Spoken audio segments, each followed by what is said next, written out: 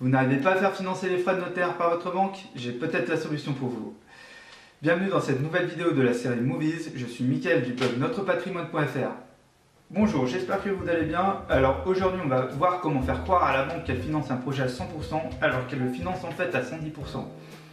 Tout d'abord il y a quelques petites notions à connaître. Prix d'achat, prix de vente, prix de revient. Le prix de vente est le prix attendu par le vendeur de la vente de son logement. Pour l'acheteur, il est équivalent au prix d'achat, mais pas à son prix de revient. Pour connaître le prix de revient, l'acheteur doit ajouter tous les divers frais. Les frais d'agence, les frais de notaire, les frais de dossier. C'est la totalité de ces frais qu'il faut financer et mettre dans un plan de financement. Qu'est-ce qu'un plan de financement? Un plan de financement est séparé en deux parties. Alors d'un côté, il y a toutes les dépenses comme les éléments à financer, le prix du bien, les frais, etc. Et de l'autre, les moyens de financement comme le crédit, l'apport, etc. Le prix de vente correspond au prix de vente du bien nu. Cependant, il est possible de rajouter dans le prix de vente les divers frais à la charge de l'acquéreur. On parle alors d'un prix de vente acte en main. Les avantages de l'acte en main. Premièrement, il faut savoir que le prix d'achat se rapproche du prix de vente car tous les frais sont incorporés dans le prix d'achat. Deuxièmement, le montant des frais est un forfait et est inclus dans le prix de vente.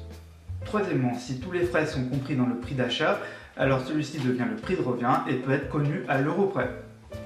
Quatrièmement, le plus gros avantage de l'acte en main, c'est bien sûr de faire prendre en charge la totalité des frais par sa banque, tout en faisant croire que c'est juste le prix de l'appartement.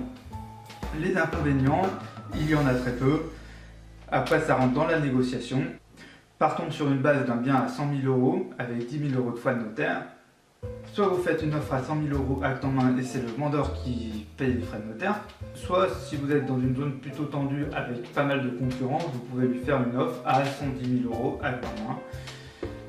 Il ne perd pas d'argent et vous faites financer intégralement votre prêt par la banque. Dans le compromis, c'est écrit acte en main. Si le banquier le remarque et sait ce que c'est, il risque de ne pas vouloir financer sur un compromis avec acte en main. Donc là, c'est à vous de juger avec votre propre banquier. Comment faire financer un acte en main par votre banque? Lorsque vous signez votre compromis, il faut bien vous arranger avec le vendeur et votre notaire pour bien qu'il y ait cette clause acte en main. Lorsque vous avez votre compromis, vous n'avez plus qu'à aller voir la banque comme si vous aviez acheté un bien de 110 000 €.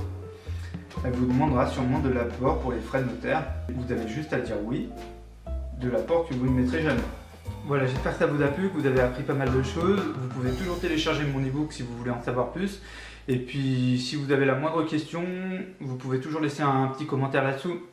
Et on se retrouve dans une prochaine vidéo. Allez, salut!